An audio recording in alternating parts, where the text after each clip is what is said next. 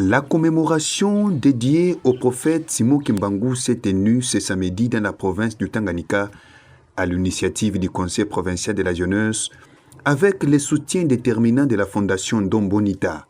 En amont de cette activité, une délégation du Conseil provincial de la jeunesse conduite par son président Trésor Mukonga avait été reçue le mercredi 1er avril de l'année en cours dans le cabinet de travail de l'honorable Twite Kaku Dibonita, président directeur général de la coopérative minière du Tanganyika, Comitan en sigle. Cette rencontre avait pour objectif de déposer une note de plaidoyer en faveur de l'organisation de la journée mémorielle. Attentif aux préoccupations de la jeunesse, les responsables de la Fondation Dom Bonita a répondu favorablement à cette requête, prenant en charge l'ensemble des besoins exprimés. La réaction a été positive. Il y a vraiment une lueur d'espoir pour nous de collaborer avec lui. En tout cas, il y a lieu de rassurer que son existence à Kalemi va profiter à 2 milliers de jeunes dans le futur. Ce soutien a permis la tenue effective de l'événement dans les délais prévus. Placé sous le thème « Réflexion sur l'héritage de la lutte de Simon Kimbangu et les honneurs que la jeunesse africaine doit lui rendre », la journée a été marquée par un exposé du représentant de l'église kimbanguiste, suivi d'échanges interactifs avec le participant. Question militaire, pourquoi seulement vert blanc? Pourquoi seulement vert blanc? Oh, pourquoi ma couleur est à mingi ça? Ça c'est un. Dédé, pourquoi Tembea Mikuluchini, ma fanfare, mon azumbuka, de Lumouya, nous avons notre origine.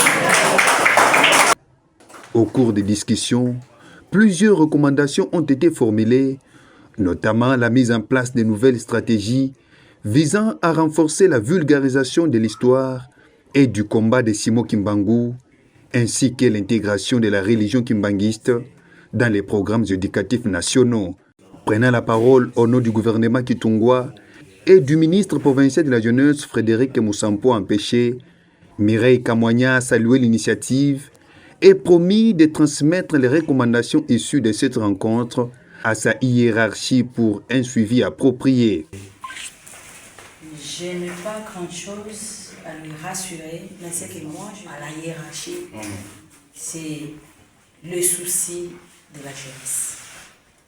Nous allons rapporter à la hiérarchie.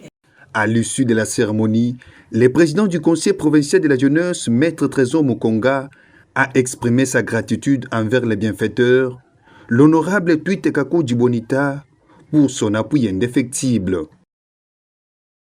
Nous réitérons notre remerciement aussi à la Fondation Dom Bonita, de l'honorable Bonita, qui nous a aussi accompagnés pour la réalisation de cette activité et nous resterons à jamais très reconnaissants.